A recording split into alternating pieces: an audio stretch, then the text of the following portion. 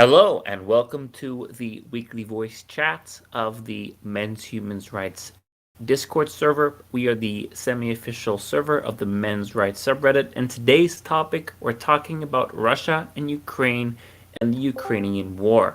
And we're talking about how men are being conscripted and sent to die against their will. Now, just to make something clear, we are very much on Ukraine's side.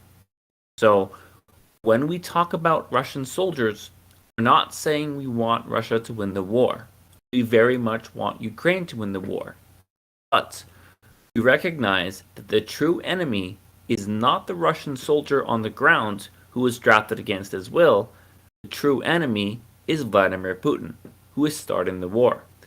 This entire situation is a reminder of how male disposability has been a constant throughout human history. Whenever there's a crisis or an emergency or a war, it's always young men who are asked to die. And we're seeing right now in Ukraine and Russia, young men are being asked to give up their lives for all eternity, to die forever, satisfy a war that somebody else started. And I feel like this is something that is not included enough when you're talking about the contributions and the sacrifices that each gender make. We talk about how feminists say women have this concept of emotional labor and unpaid labor, how women do all this extra work that isn't paid for. And yet, we never talk about the fact that when there's a war or a crisis, men are asked to die and literally give up their lives and go to war and get killed 18, 19, 20, 21 years old, and they're sent to die and be dead forever. And it's like no one talks about how that's a factor of gender equality when it really should be. And Mike M. Painter just posted something that's very true. A lot of these Russian soldiers are being forced into combat against their will, or tricked into combat against their will. And again, just to be very clear, we are not pro-Russia. We support Ukraine. Ukraine are the good guys. Russia are the bad guys. This is not something that we're arguing against. What we're saying is the true enemy is Vladimir Putin. And the average Russian soldier getting drafted against their will is not the person to direct your hate towards. The person who deserves the hate is Putin. And the person who is responsible for all these deaths is Putin. And so, as MRAs, we're saying look at the cost of these kinds of situations. Look at the cost of war. Realistically, who dies the most? It's men. And it's young men who are forced to die and forced to fight against their will. So, that's today's topic. The floor is open, and thank you for joining us. You are free to speak. Thank you, Blue. This is an international crisis. In fact, several people have said that this is likely the opening shot of World War III. They are comparing this to the invasion of Poland, and there have been rumbles of Russia and China working together, and even conducting military exercises off of Alaska. So this is something which won't just drag in Russian and Ukrainian men, but has the potential to drag in every man on the planet. And of course, women and children are going to be worst affected by the mass deaths of men, as in the words of Hillary Clinton. They are, of course, the ones who have to mourn when upward of 40% of the male population is killed off, as was the case in many places in World War II. Of course, since this is a new world war with new weapons and so on, we don't even know what the casualty rate will be. And honestly, we don't even know if it's going to take place at this point. So it's probably best to just keep calm and be realistic about it. But at the moment, Ukrainian and Russian men are swamped in this.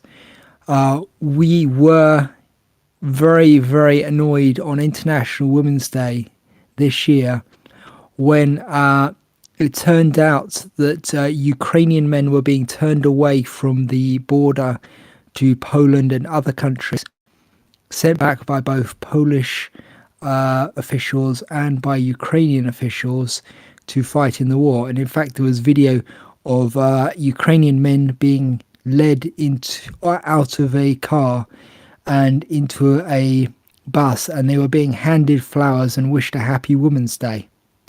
Because, of course, men's lives are a joke and they are disposable, and they are happy to throw them away in vast quantities. And to the last man is not a metaphor. It is the reality in a lot of cases, because when an invading force gets into a country, they will in fact round up all the men of fighting age, and if not all the men generally, and traditionally they would put them to the sword if their head was higher than their top of a wagon wheel, or possibly even the hub of a wagon wheel. I've never been clear on which one it was, but that was what they did in a lot of old wars. They would march all the boys past like a wagon wheel, and if they were taller than, I think it was actually the hub, then they'd chop their head off. So, because they didn't want any resurgent force of angry young men in a couple of years coming back and saying, hey, you took over our country, so now we're going to take it back. And so they chop off all their heads, and so the only boys who are left remaining are the ones who have known nothing but the occupation. And that is something that Putin has been accused of doing, of rounding up young boys and putting a gun to the back of their head, shooting them and burying them in mass graves. This isn't a crisis which is simply touching men who are of military age, which is teenage boys aged 18 and older. This is a crisis which is consuming men and boys and young boys as well. It is a crisis which is destroying men, leaving ruined families behind, and Russian men won't want no part of it. There have been many stories of Russian men Googling how to break their arms and legs. Like there's been a massive spike in Google searches for how to break your own arm or leg in Russia. There have been massive waves of Russian men trying to flee the country, to the point that Putin locked down the airports and banned all men from flying. It's a crisis, and Putin is a lunatic, and he's trying to see what he can get from everyone. He's even released press statements asking American states to cede and join Russia. Yeah, I saw that. Means, yeah, that was specifically aimed at Alaska, I think. I mean, he doesn't actually believe that's realistic. I mean, he's just saying that to say something ridiculous. I mean, he knows it's not going to actually happen. Does he? I mean, I kind of view him as being an old and dangerous dog who knows his time has come. And he's lashing out. My biggest fear is that Putin has a terminal diagnosis of cancer or dementia, and he's going to go out with a bang, so to speak. If that makes sense. And my concern is that if he has nothing to lose, who knows what he might do. And so my hope is that the Russian leadership below him, the generals and the chiefs of staff and the other high-ranking politicians, if Putin orders the launch of nukes, hopefully someone in between him and that button will say, no, we're not going to do that, and make it not happen. But it's scary, man. I mean, it's this is this is really kind of the first time in my life. And I talked to my dad because he grew up in the 50s and 60s and 70s, and he said, yeah, we used to do drills for nuclear weapons. I've never really felt this way before, but like this is the only time in my life where genuinely I know it's a very small risk and I know it's probably not going to happen, but there is that chance of nuclear weapons being used. And yeah, I mean, it's scary. It is. And he's developing new ones. He's got some horrifying ones that could just wipe out the whole UK. Any coastal country he could just wipe out with this new nuclear torpedo thing. But I don't think he's actually going to do it. I think he's just barking. Me too. Because if he was actually going to do it, he could have launched micro nukes into Ukraine by now. He could have done an awful lot of stuff already. I think he's scared. I think he is scared that because he knows that if he nukes England, there will be no Russia. The UK has multiple nuclear submarines armed with Trident missiles. And they may be quite old at this point, but they still go bang. Oh yeah, no, I mean, And if he I launches don't. yeah, I mean, if he launches nukes against any NATO power, he's done. Yeah, yeah, he's totally done. I mean, I'm sure other countries would probably even join in on principle. That have It's to. Article 5. Article 5 means yeah. I don't just mean no. I don't just mean NATO. I mean like if you drop a nuke, I think it's over for you as a country at this point. Yeah. Jojo is talking about it. I mean, people think that mad means that if somebody nukes somebody, then everybody nukes each other. But actually, what it would mean is that everybody nukes the offending country.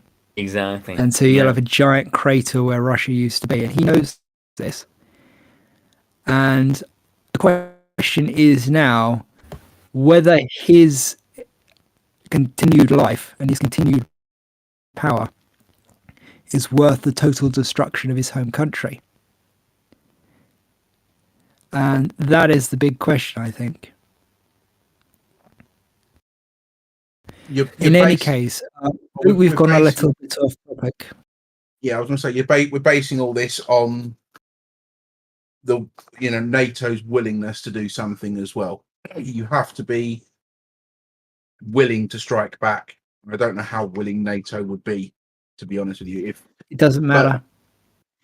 Also, I would just say, from what we've seen so far of this whole entire conflict, Russia is very, very much a paper tiger that couldn't fight their way out of a wet paper bag. And I think towards the end of the Second World War, the Finnish army absolutely wiped the floor with Russia to the point that Russia never went anywhere near Finland ever again. So, that's a side thing. I've posted a couple of links in the chat. One of them is to the White Feather movement, and the Russian men that are refusing to go off and fight this conflict. It's the first time since World War One that we've seen young men put such a high value on their own lives that essentially I think Putin is going to end up having to do his own version of the White Feather movement, which was basically shaming young men to go to fight. And I have absolutely nothing against Russian men who refuse to fight. So the Russian men who are leaving the country, the Russian draft dodgers, I have absolutely nothing bad to say about them. I think they're making the right decision 100%. They should not be shamed for it. It's a totally wrong war. And so if you are a young Russian man and you're listening to this and you're wondering if it makes you a coward to leave, no, it does not make you a coward to leave. It is completely the right choice to abandon this war. Yeah. You're not a coward for going into a meat grinder for no particular reason. I mean, for not going to a meat grinder. Like, it's... Why on earth would you want to go and fight this idiot war? I mean, Putin acts like he's rescuing Ukraine, but at the same time he says he'll nuke it if he can't have it. And he acts like Ukraine is full of Nazis, but then he marches in there with jackboots and he starts beating up any man who's insulted him or insulted Russia online. And by insulted, I mean said they don't like in any shape, way, or form. Like they literally have tents in Ukraine now where Russian soldiers will vet any man that they come across. And if you've said anything that might be considered pro-Ukrainian or anti-Russian online at all, because they'll go through your phone and your laptop, they'll take you into a tent and they'll beat the absolute living tar out of you and possibly kill you. There have been reports of men being killed this way. There have been reports of men being beaten to a pulp, and then they say that they've taught you a valuable lesson and chuck you out. With probably tossing your kneecaps after you. But this is just one of many, many stories of brutality there. And I don't think that there's any end to them. There's been some horrifying stories. And the vast majority are directed at Ukrainian men.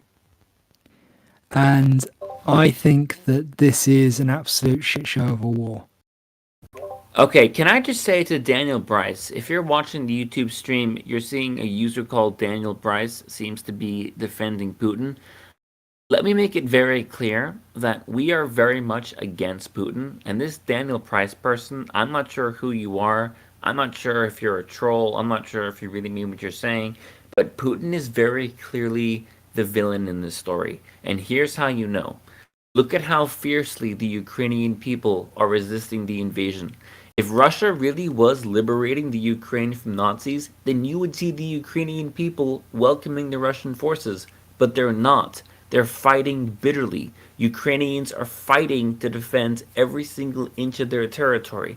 If they felt like they were being liberated, they wouldn't be doing that. Also, notice how Putin's justification for the war has changed. Back in February, he was saying it was to denazify Ukraine. Now his story has changed and he's saying he's resisting NATO aggression. But it makes no sense to say he's resisting NATO aggression if he's the one who initiated the invasion. It's not Ukraine who's bombing Russian cities, it's Russia who's bombing Ukrainian cities. So I'm very sorry, in this channel we do welcome different opinions and we don't kick people out just for having a different opinion. But if you're going to defend Putin and you're going to defend the Russian invasion, I'm sorry, but you are very much going to find yourself on the outside of this group. Because we are very much against the war and we do not defend Putin in any way. So just if anyone is watching this on YouTube after the fact and you're seeing the things that Daniel is saying in the chat, that does not reflect how we feel. So I very strongly disagree with what Daniel's saying. I think Daniel is just trying to start stuff. Yeah, I don't know why we do have people here. I mean, we do occasionally get them, and we're not going to ban them for disagreeing with us. But if Putin wanted to get rid of the Nazis in Ukraine, then diplomatic means would have been a much more effective way of doing it. And let's make no bones, there are Nazis in Ukraine. There are some quite proud, public and open Nazis in Ukraine. There are in quite a few European countries, unfortunately. But by starting a war with Ukraine, what Putin has done is essentially given them carte blanche to wander around with guns and kill whoever they please, which means they could potentially be going to doors, from door to door, ethnically cleansing Ukraine. And this is thanks to Putin. So honestly, I don't think that this is a great plan on Putin's part, if assuming he's telling the truth, which we're pretty sure he's not, because this is only one of 3 separate reasons he has given, and one of the others was to save Ukrainian women or something. very vague. And, that's the typical reason that all aggressors give anyway. It's that, either our women and children are under threat, or the opposing tribe is treating their women and children poorly. And so we've got to rush in and save them. But I think the NATO thing is quite likely why he actually acted, because Ukraine was going to join NATO, and Putin is very, very angry about that. He considers NATO a threat to Russia. So, he's going to start this war to make it clear that he won't be pushed around. But doing that sort of thing is only a good idea if you can follow through. And he has not been able to follow through. A bunch of grannies with RPGs have essentially destroyed his entire tank force, and that's so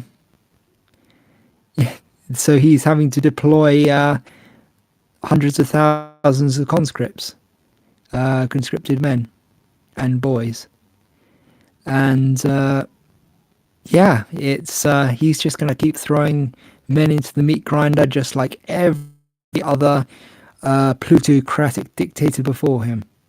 This happened in World War II. Like, they just say, okay, over the top you go, run at the machine guns.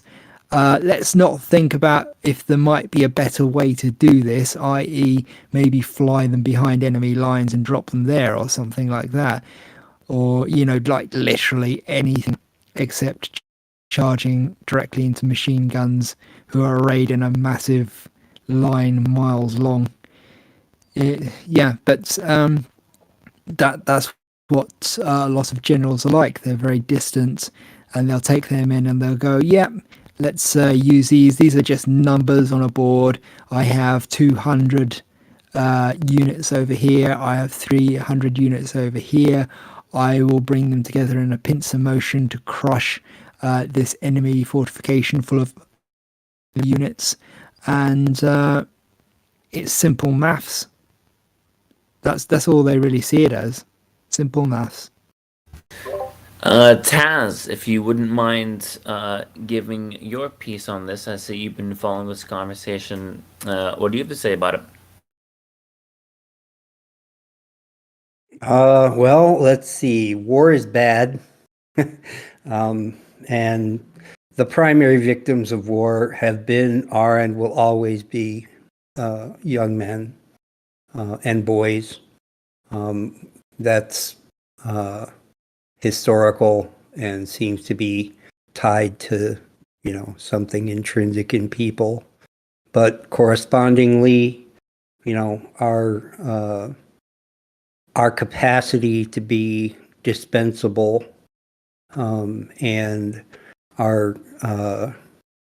culture's capacity to encourage us to be dispensable is the only reason any of this ever works. In the chat, there's a lot of back and forth about, who is at fault. Someone's discussing the idea that Western elites, are to blame for, everything, I suppose, that's gone wrong since the beginning of the 20th century. And, they have definitely had their part to play. But like I said, none of that stuff would be happening, and none of us would be where we are now if we weren't so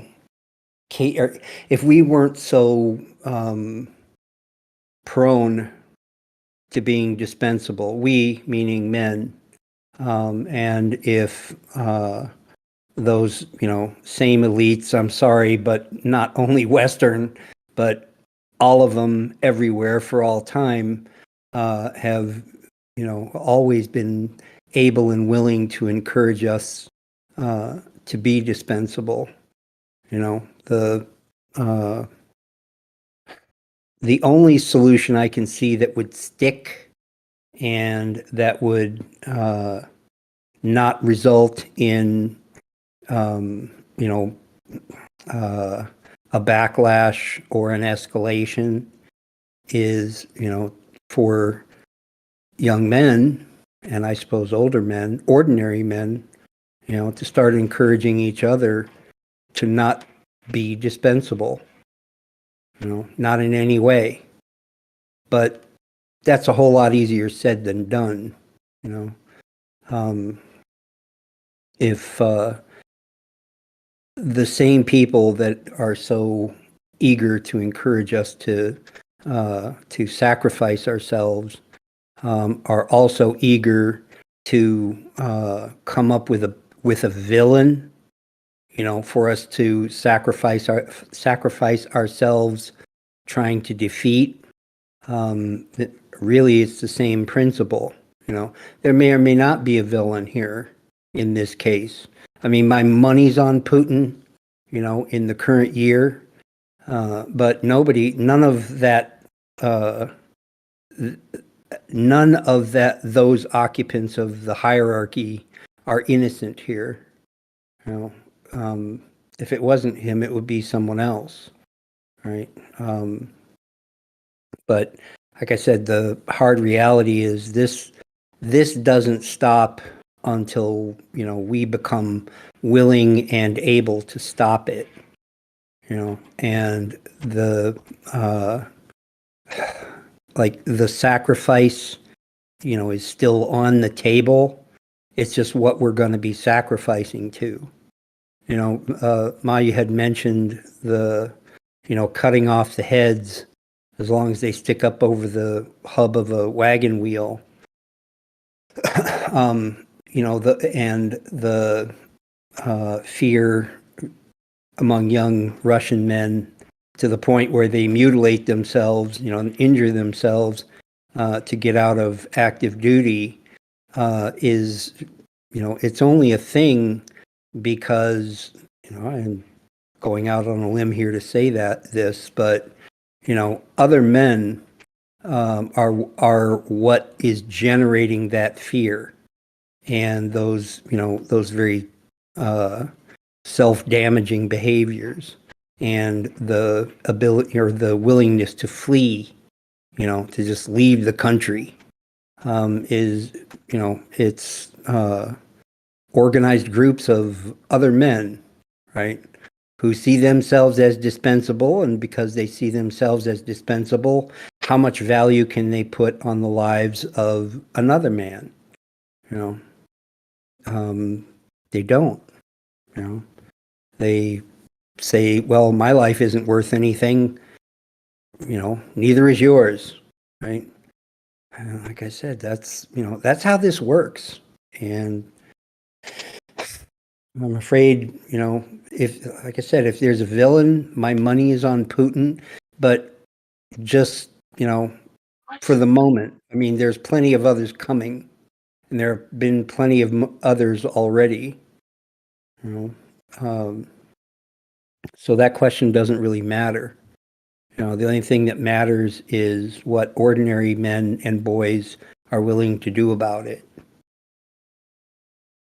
So that's what I think. Did you watch the 2 documentaries I sent you the links to, Taz? Not in their entirety, but yes, in part, I have seen Right. them. Right. Is in the second one, which was about the British raid on Saint Nazaire, in the host Jeremy Clarkson actually read an excerpt from somebody read an excerpt from a letter written by one of the commandos that were on that raid, and I think it was something along the lines of, by the time you read this, I will be one of the men who sacrifice their insignificant lives and blah blah blah. I think that's quite a thing when you think about it, and it's extremely depressing as well. As I said earlier on, the only other time that men have put any kind of value on their lives that I am aware of was World War One, and that ended up with the suffragettes and whoever else running around handing out white feathers to very young men and boys, forcing them, shaming them into going into war. And in one of the articles I've linked, there's actually details of a couple of cases where men and boys have, No, but I was on. some of the men that were given a white feather have sort of fought back. One of whom was on his way to pick up a Victoria Cross, which, for those that don't know, that's Britain's highest award for bravery in the face of the enemy. There was another one who was on leave from the front line, somebody else who'd been invalided out of the army, and on that particular occasion, the woman who'd given him the white feather ran off the tram, I think it was, deeply embarrassed and crying her eyes out because, she'd tried to shame a man who'd been wounded in battle. He'd lost a limb. So, I think it's high time that more of these young men did put a value on their own lives. And what And people Mike, hang don't on, just, tend to remember. Don't forget, there was the one story about the man who was on leave, and he was on the tram, and a suffragette came and put a white feather on him. And he was already decorated for being wounded, and he slapped her in the face. I thought that was the story he was just telling. But anyway, there are many other stories, like a guy being accosted on the way to a meal in his honor, where he was getting a medal. There are stories of there's one 14-year-old boy who was given a feather and signed up immediately, went off to war, was discovered, was sent back, got another feather, went off to war again, died. And I think this is a very interesting subject. It's one we don't normally talk about, but the white feather women thought this was a game. They really did. They thought it was fun. They would whisper and titter to themselves and then go up to the man all brave-like and hand him the feather. It was like a dare. It's like, you coward. This is what you're worth. A white feather, which is actually the World War I equivalent of calling someone an incel. Yeah. That's the literal meaning of it. You don't get to breed if you're, that's the meaning of it. Which is kind of ironic, because how few of those young men came back and had a chance to breed. But this is, the irony of the thing. And it's quite interesting as well that the suffragettes stopped their entire campaign to get women the vote in order to go out white feathering. Yeah, there's always a perverse incentive, right? That, makes it easy to overlook the moral turpitude of what they're doing. So, it's not like it's not like they went out there not believing that they would have an effect. It just never occurred to them that the effect might be, like I say, morally and humanly reprehensible. And you have all heard me say here before, they do it because it works. They do it because it's effective. The effectiveness of it rests with us. If we took the time to to encourage and instruct younger men not to feel shame, when they are being treated that way, but to feel revulsion and disgust, then they would stop. They would go find some other way to try to coerce young men into doing things that are against their own best interests. But they would It stop reminds doing me that. of. Sorry. It reminds me of the African circumcision posters and things like that, where there's always this emphasis on shaming young men into doing things that are against their best interests. Hmm. Like specifically, I mean the "Is your man not enlisted?" poster. I'll see if I can dig it up. Yeah, I was Sorry, do just carry on. one question I do ask quite often when you hear people talking about male privilege and women weren't able to vote until 1920 something, whatever it was. I always ask the question, who would you rather have been between 1912 and 1918? A young woman or a young man? 1912 because Titanic went down, taking a couple of thousand lives, mostly men. I've posted a link in the chat to the Sengeniv colliery disaster, in which 439 miners and one rescuer were killed, all men of various ages. I think the youngest I've seen on there is my son's age, which is 15. And then in 1914, you've got the start of the First World War. So I defy anyone to tell me that they would much rather have been a man in that time. Yeah, one of the things that maybe makes all this kind of ironic right now is, maybe for the past 50 years, the potential and the opportunity, to, like I said, genuinely generate and encourage a sense of self-worth among boys and young men.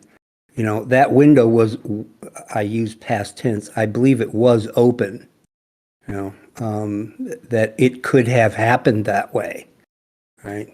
We failed, we did not make that happen, and so now,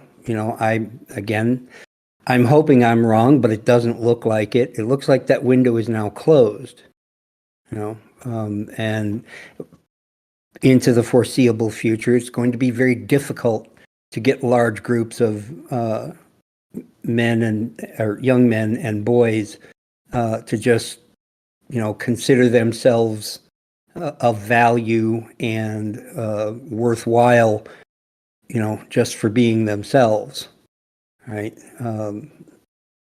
So yeah, a major, military conflict comes along, and they're not yet part of it, and they don't already have, a quote earned place of value in their community, in their culture, whatever.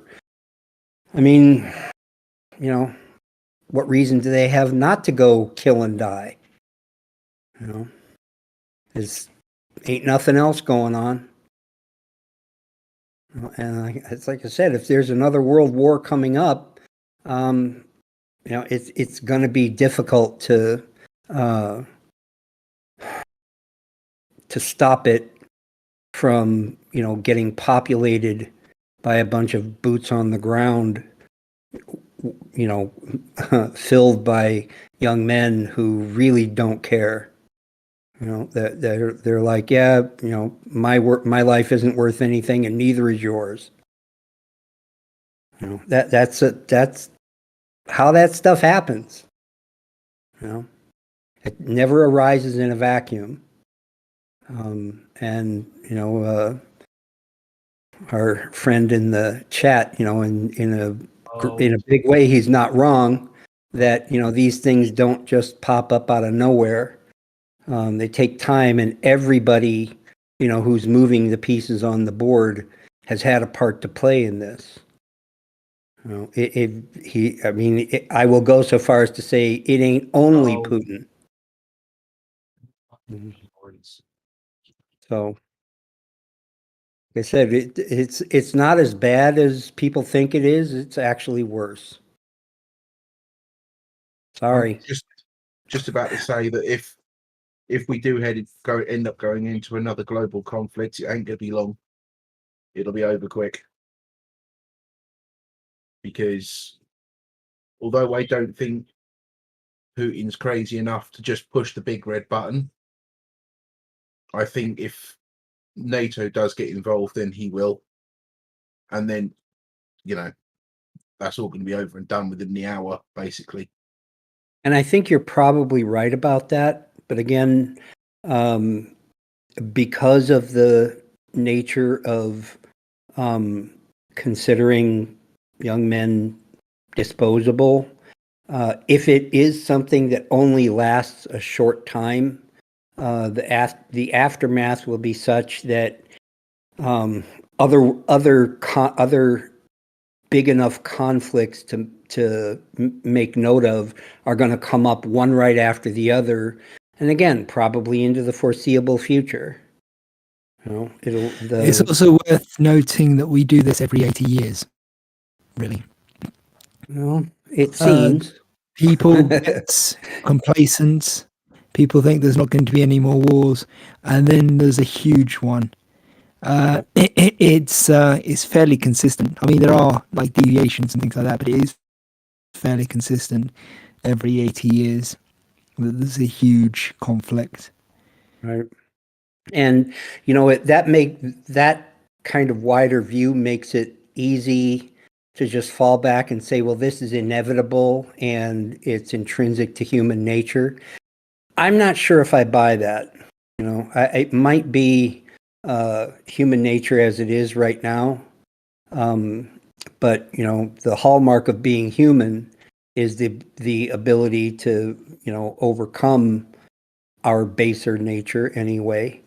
But this time around, for the first time ever, maybe, the choice we're confronted with is not, should we be violent or not, but rather, should we be violent to the point of just taking ourselves off the board, or should we just do whatever it takes to stop being violent?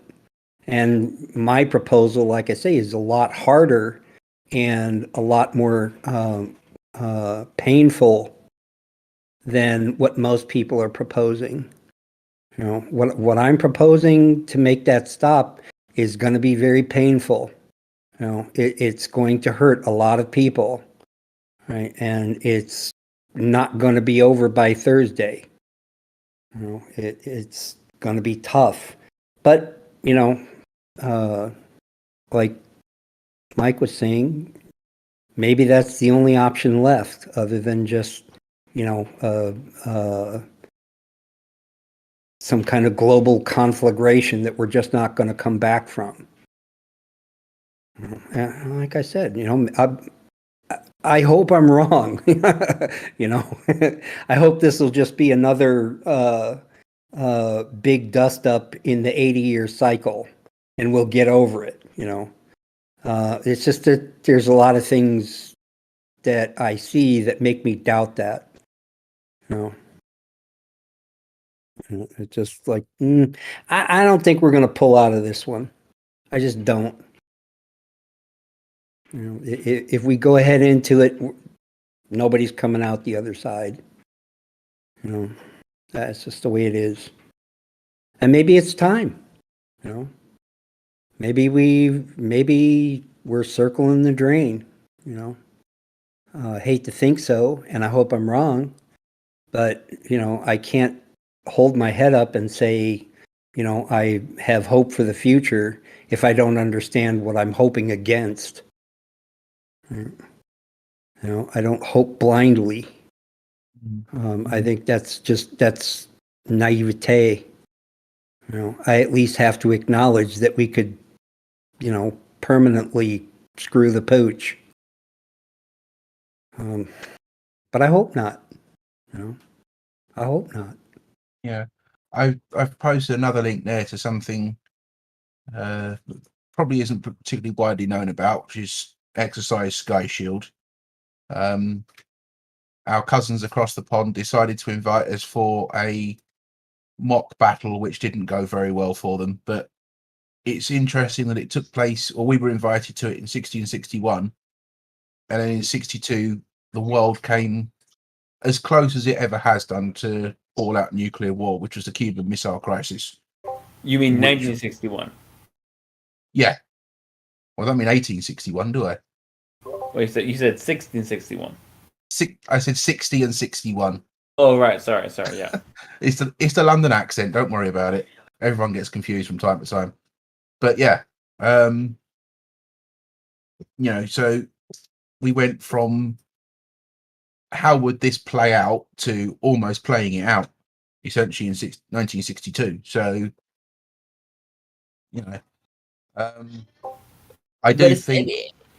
I mean, there would be no chance. I mean, we're on high alert. If Russia really tried to launch bombers against any Western targets, I mean, we're already laser focused on them. They would have no chance of getting through, in my opinion. Oh, they would. Oh, yeah, there'd be a light scattering of tinfoil in the air, and that'd be about it. Well, I agree with Ma. Well, this is the thing. You've got to remember, Royal Air Force Quick Reaction Alert intercepts daily.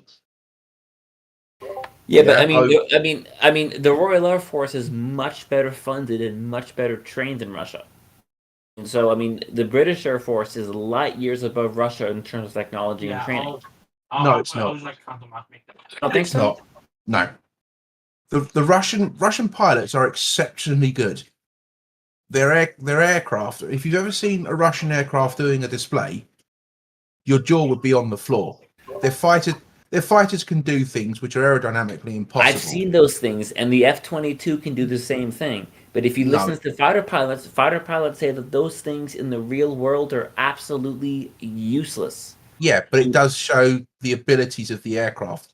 So Right. if Russia wanted to get into a proper shooting war, we'd have a far harder time in the air, certainly. On the ground, they've got nothing really to speak of. The Russian Navy is ineffective at best. But Yeah, it really, in most of the scenarios, at least that they've, made somewhat public, you're right. I think Putin has been, kind of around the block enough to know, that to also know that that's true.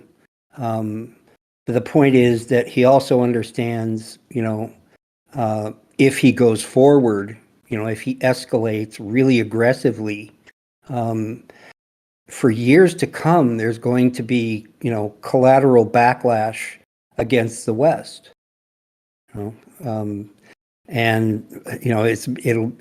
It's one of those situations where losing makes you the winner over time. That it will make it so that his regime and all of that are no longer the villain. That we are, right?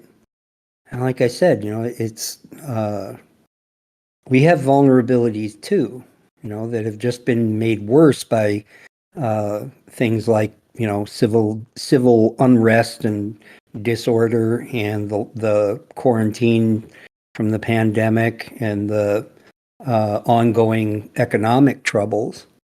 There's more than one way to skin a cat, as they say, and there's more than one way to disable and disincentivize the West just as much as there is, the East. Like I said, it's, all of this is not about just a straight shooting war. A lot of it is about, very subtle and very long-term machinations, like I said, by a lot of people. We should get back on topic, I think. We should be talking about men's issues rather than just straight up politics.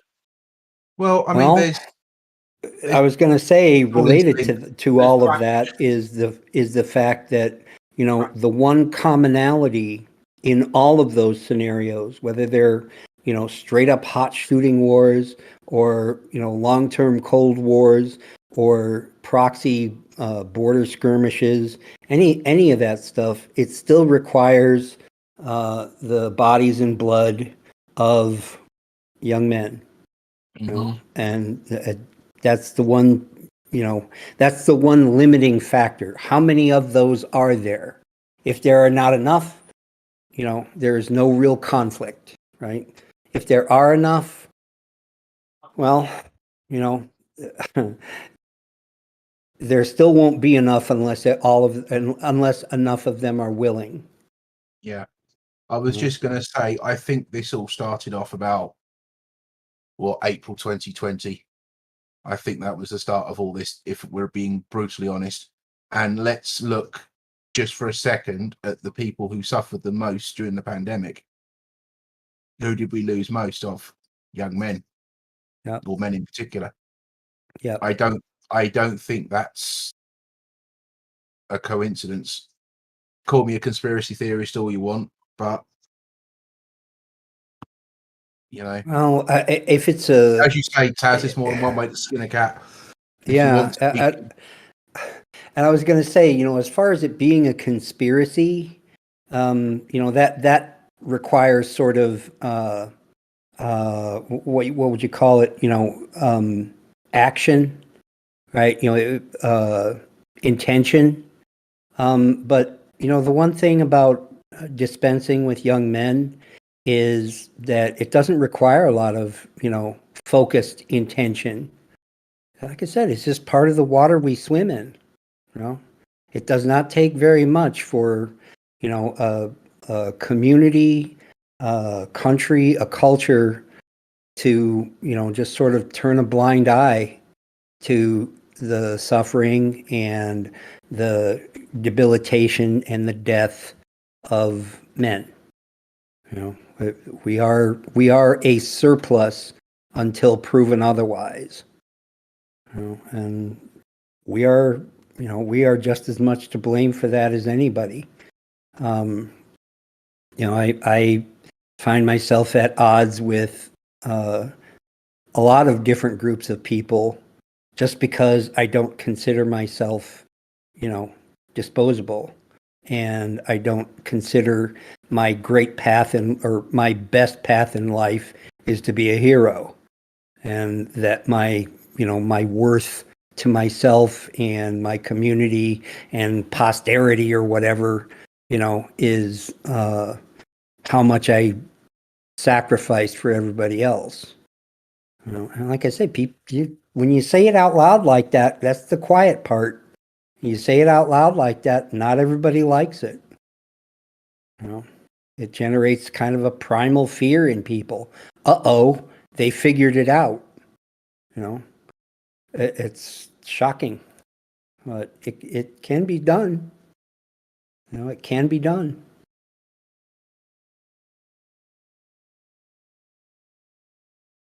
Like,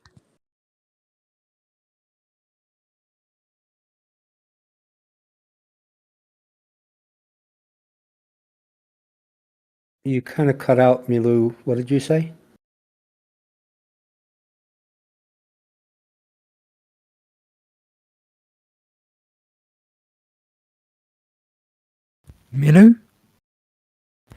Well, we'll wait for them to come back.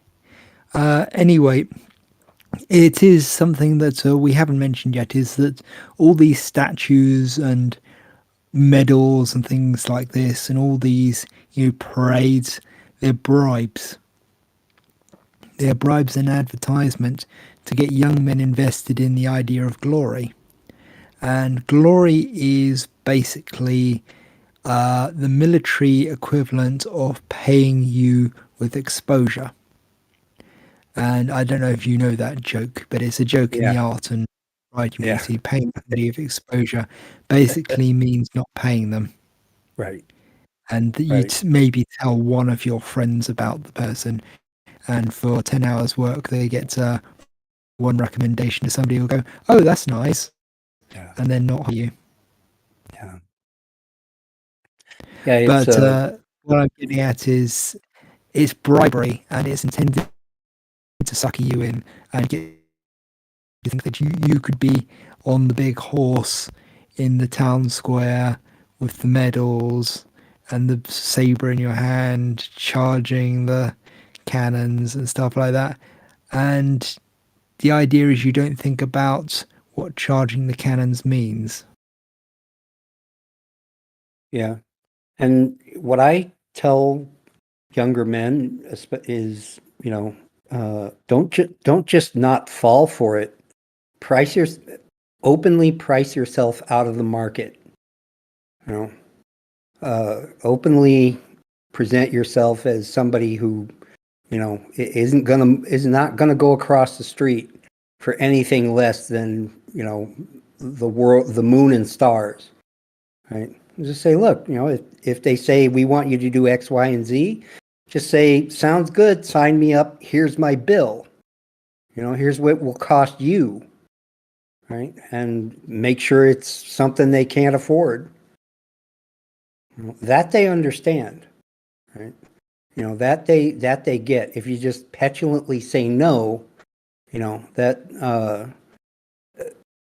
they can too easily point it out as, well, you have nothing behind it. You're just being immature and petulant. But if you say, I'm willing to be your hero and go sacrifice myself, regardless of whether it's war or something else, but, here's what it's going to cost you, right? Here's what you're going to have to do for me first. Then I'll go. Like I say, just make sure it's too much. And say, well, look, this is my life. It's worth more to me than anything you've offered so far, right?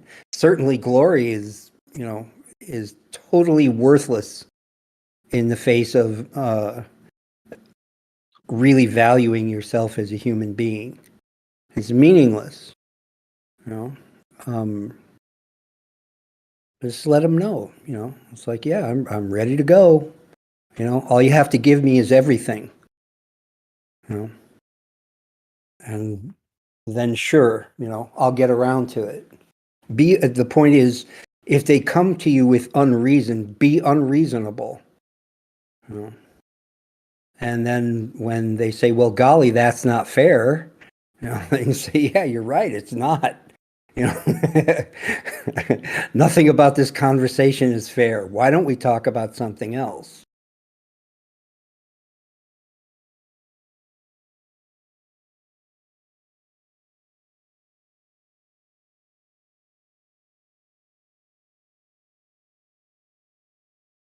I do think this whole situation is interesting, and it's worth keeping a weathered eye on, as it were, because not quite sure how it's going to go yet. I don't think it's going to escalate much past what it already is. I think NATO have basically turned around and said that there's no interest in bringing the Ukraine in as things stand, because obviously NATO doesn't want a shooting war with Russia particularly.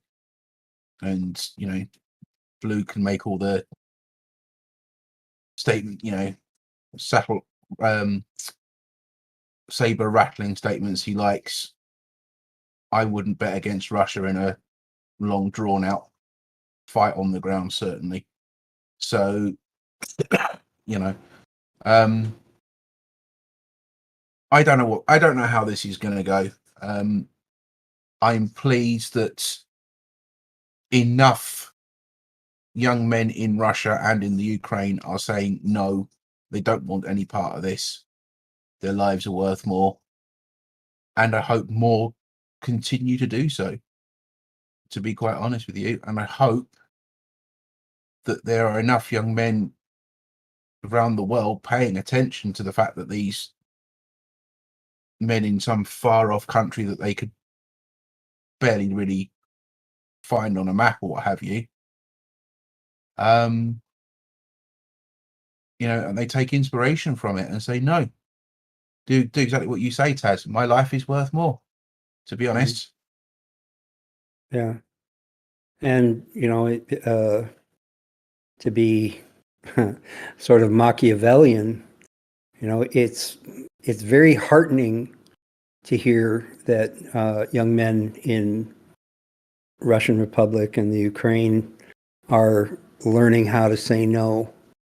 And it's also, something for us to remember, here at home, or here in the West, not just in terms of avoiding,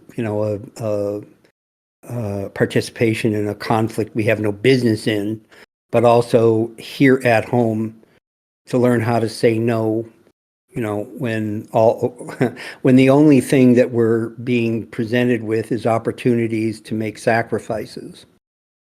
It's because, like I tell people, there is nothing wrong with making sacrifices. I make sacrifices. I just make the ones that I choose to make, and I try to make sure that, they include my own best interest.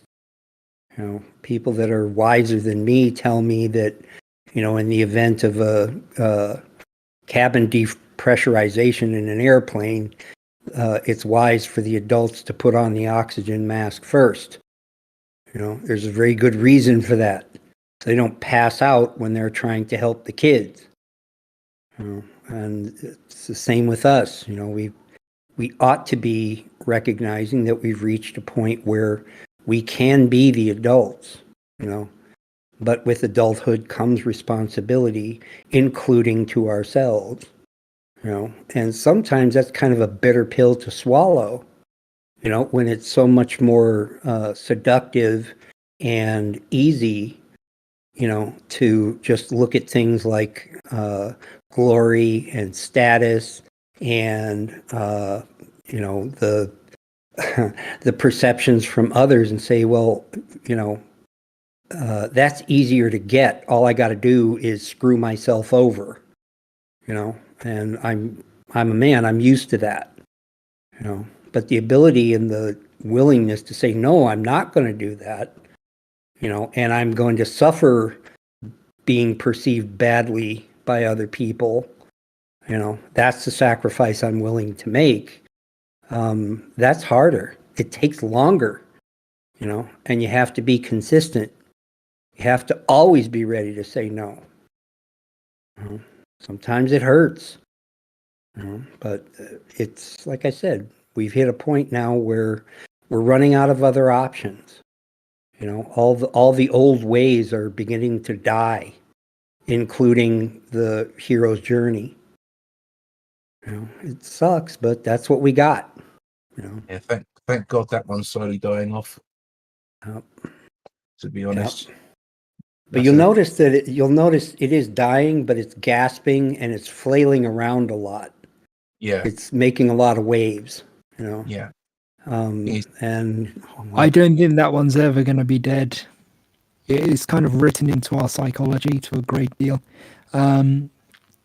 The idea of the hero is probably going to come back in a big way. If there's a war, there'll be all sorts of TV shows and things about heroes and all that sort of stuff. It'll be huge. That they'll be pushing it as hard as they possibly can. There's I no think they funding. will. I think they will push it as hard as they can. That I don't doubt. Like I said, I am just hoping that it doesn't work. There's nothing just- wrong with. Well, as much as we might not necessarily be pushing it, countries like China definitely are. And they're pushing it with films that cast Americans and British people as the villains. Oh God, I mean, we've been doing that in the reverse for I don't know how many decades now. We've done quite a lot of that, especially with Russians and that sort of thing. I'm not saying we're innocent here, but what No. I am saying is that right now we don't do that. Pretty much, almost completely. I can't even think of a film that doesn't praise China if they mention them at all. But they are gearing up for a very, very. They're trying to push nationalism again to a huge extent, and when you have nationalism, you need an enemy, and the enemy is us. Yeah. Yeah. I mean, Well, the problem I have with the Which hero's is journey, ironic. yeah, is not the heroic actions in of themselves. It's the way that the hero gets treated when the dust Yeah. has settled. yeah. And I think this is something you and I share, Taz. Yeah, It's it's a one of those best possible outcome is that you don't make it back to the village and you die on the field and they make you a statue. And Ma, you were talking about how hard they have been and how hard they will be pushing the sacrificial hero as the hero. Like I said, yes, they always have and they always will. The important thing though is that at least in my opinion, and I know you probably disagree with this, but in my opinion, the effect of that on all of us can be defeated. That we can make it so that that pressure no longer works. But like I said, it's not going to be easy, and maybe I have more faith in humanity than I should. yeah, But like I said, I believe I am, an example that the ability to say no to that kind of sacrifice is within human capacity. It's not easy, but it can be done. I have to wonder, and part of this is because of the role that sort of TV programs and that play in all our lives, is how much of a responsibility women are going to have to take in preventing heroes, stopping the hero. I'm reminded of an episode of a TV series I'm a big fan of called Bones. And then towards the end of, I think it was the 5th series, the male protagonist goes off to fight in Afghanistan, despite the fact he's several years out of his military service, as it were. And the last thing the female lead says to him is, please don't be yourself, don't be a hero. So I wonder if it needs a massive movement of mothers, wives, girlfriends, daughters to turn around and say, don't do this. Maybe that is what will stop it in the end. Part of my hope for humanity is that stance among women is on the rise. They've seen that they've had the wool pulled over their eyes also. That they've been lied to, right? And as you say, bribed, hustled into believing, that the men in their lives are most valuable when they're being sacrificial, but they're starting to see that, well, that's not it. That it's not really true. And they've been through a lot of pain too to come to that conclusion. But just like with the like what Ma was saying, the pressure to coerce men into being sacrificial, there's also pressure on women to encourage, and promote and welcome sacrificiality among men. And some of them are starting to say, no, I'm just going to not do that. Right? There's no percentage in it. It's not in my long-term best interest. I'm not going to do it. And they're, I the think the struggle they idea- have is, I was going to say the struggle that they have is, getting over kind of the, our their version of kind of the red pill rage. You know, when they wake up and realize that they, just like us, when they wake up and realize they've been lied to, and this is all just, you know, a big hustle for a tiny few people, they get angry. I don't blame them. But in order to, you know, be consistent and be persistent, you have to get past the anger, cool your head, and, you know, be diligent. You know, not just say Yeah, no today, but say no always. I do think that the woman angle is the right one to take because throughout every conflict, the most consistent thing we've seen is governments and general authorities using women to shame men into going to war. And women are absolutely powerful when it's concerned. Sorry. Men are extremely vulnerable to persuasion from women. Like they are so vulnerable.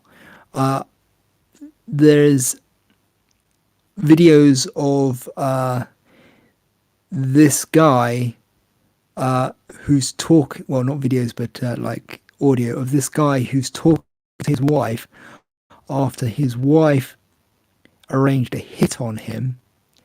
And she is talking nonsense. She's saying that what the police say is not true. The fact that she got caught on video arranging the hit isn't true. How do you explain that? The husband says, and she's like, just come over here, and I'll explain everything. I'll explain it. You know, I can make it better. And what she's doing is trying to get him into physical range so that she can be vulnerable and cry in his arms. And that is way more convincing to a man than any facts. Because what she's trying to do is manipulate him on an emotional level so he disregards known information that she arranged a hit on him. And I think several of you probably already know which video this is. It's one of those ones where they analyze body behavior and stuff of people who are being interviewed by the police. But it is fascinating stuff. Yeah, I think I am. I don't know her exact name. I knew Painter would know, but we've mentioned her before. But like, it's the idea of she wants to be in his arms so that he can feel how soft she is, how vulnerable she is, and he can then be pushed to think, this woman couldn't hurt me. I'm strong, she's weak. But physical strength is meaningless, absolutely meaningless, if you can manipulate other people into killing for you. And this is a big reason why we think that women hire the majority of hitmen, even though we can't prove this. Women tend to be seen on the periphery of crimes to a great extent, in the sense that they are often a major defining part of the crimes, but as soon as the police get involved, they're the victims. And they were just dragged along and stuff like that. That's why you'll get these serial killing couples and only the man will be like blamed, even though the woman was heavily involved. The Toy Box Killer is a good example of that. His wife was involved. I think his children were involved too. Well, the other one would be the Moors murderers. Yeah. I've seen so many documentaries that make excuses for Myra Hindley and stuff like that. You hear her on audio and then they'll make excuses for her, and we know the police have even worse audio where she's taunting the kids before they kill them. Yeah, and there was the Charles Manson case as well. We're completely off topic now. Where I heard one documentary, and it sounded like he didn't actually kill anybody. It was all the women involved with the cult. They were the ones doing all the killing. But as I say, we're completely off topic now. I don't know if you want to carry this on Yeah. or not. Well, but the reason he went to jail was because obviously he was the one who pushed it. But if you flip that and you have a Charlene Manson, then she's never going to jail. She's just going to be the poor woman who was preaching the hippie ideal and other weird stuff. And then her male followers just took it upon themselves to go and kill a bunch of people, and it will never really come out that Charlene was in fact preaching an apocalyptic race war and trying to set it off. And like then they would go into a bunker, and then they would, after the race war, they would come out, and they had a very, very weird ideas. But it's yeah, just go look at those documentaries if you want to see more of that. But yeah, I think we've pretty much gone through the whole military thing and the Ukraine and Russia thing. So it is 9 o'clock now my time, so I think it's probably best to wind this down as well, not to wind it down, but to go to free talk time. I agree. Okay then, I'm going to go and take us to free talk. Painter, could you give the outro since nobody else is really here? I can certainly try for you. Yep. Okay, thank you. Right, ladies and gentlemen, that was the Men's Human Rights Discord Saturday evening chat. Thank you very much for joining us. Maybe you've learned a few things you didn't know. Maybe you enjoyed the chat. Hopefully you did. Please come and join us again next week. Thank you very much.